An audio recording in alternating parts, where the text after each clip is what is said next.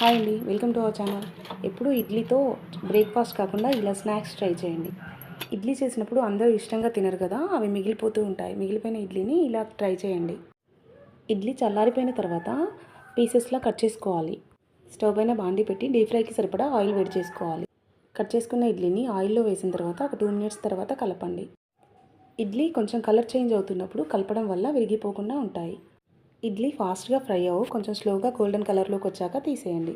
Fry చేసుకున్న పీసెస్కి oil పట్టినట్టుగా అనిపిస్తే tissue paper వేసి ప్లేట్లో సర్వ్ చేసుకోండి.